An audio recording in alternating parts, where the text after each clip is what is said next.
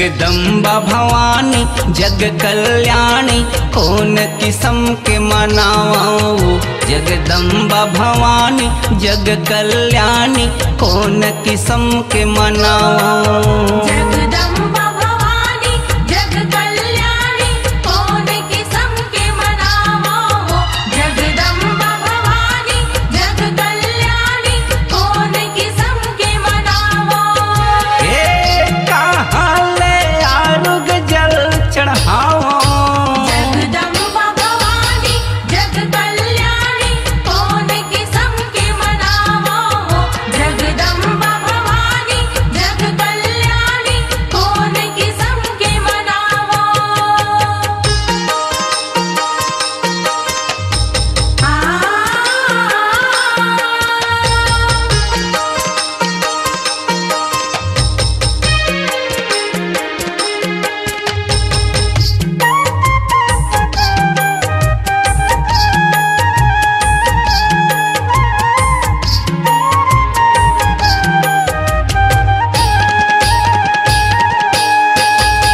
जल लाने बर नदिया में गयो मछरी रहे जुठारे।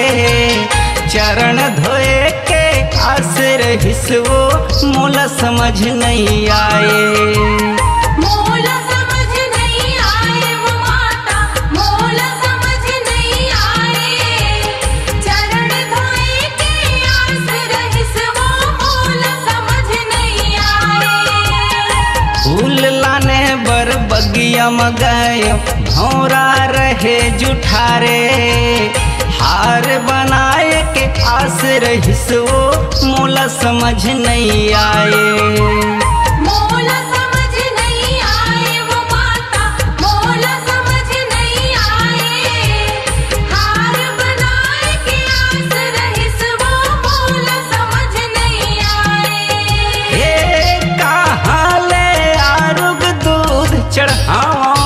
जगदम्बा भवानी जग कल्याणी कौन किस्म के मनाओ।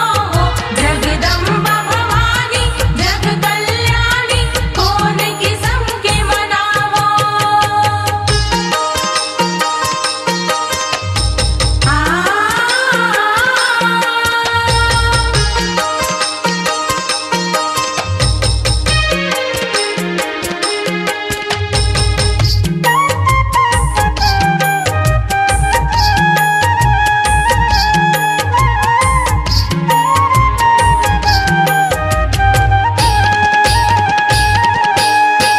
ये दूध लाने बर गैया के गयो बछड़ा रहे जुठारे।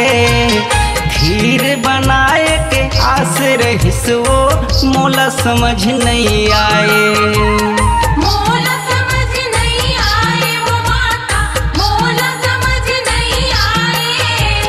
खीर बनाए के आस रहिस वो मोला समझ नहीं आए।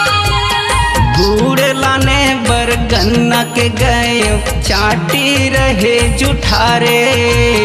घूम दिए के आस रहिसवो मोला समझ नहीं आए। मोला समझ नहीं आए वो माता मोला समझ नहीं आए। घूम दिए के आस रहिस वो मोला समझ नहीं आए। कहाँ ले 9 दिन ज्योति जलाओ। जगदम्बा भवानी जग कल्याणी कौन किस्म के मनाओ। जगदम्बा भवानी जग कल्याणी कौन किस्म के मनाओ।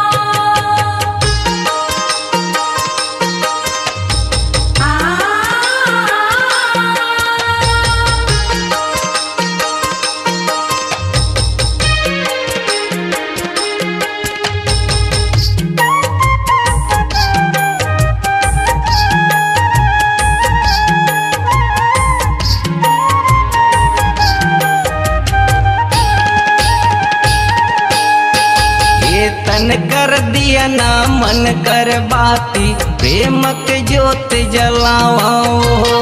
हाथ जोड़ के बिनती है दाई डंडा शरण पखारो। डंडा शरण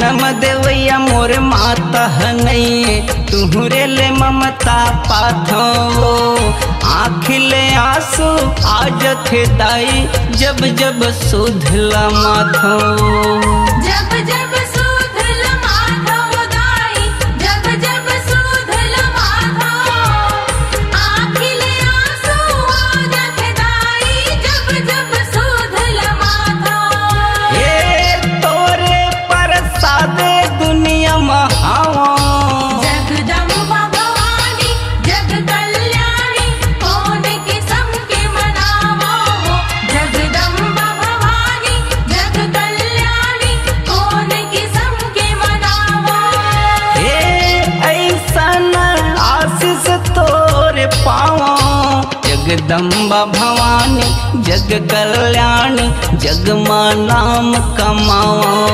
जगदम्बा भवानी जग कल्याणी जग माँ नाम कमाओ जगदम्बा भवानी जग कल्याणी जग माँ नाम कमावा हो जगदम्बा भवानी जग कल्याणी जग माँ नाम कमावा अपनी आवाज को दीजिए एक नया मुकाम। डिजिटल रिकॉर्डिंग की दुनिया का जाना पहचाना नाम स्वरांजलि, जहां गूंजती हैं ध्वनियां अपनी माटी की सौंधी सुगंध के साथ। छत्तीसगढ़ी संगीत के विविध रंग जो पहुंचाते हैं पूरे प्रदेश में डिजिटल रिकॉर्डिंग के संग। स्वरांजलि स्टूडियो नेमीचंद गली नंबर 2 गंजपारा रायपुर।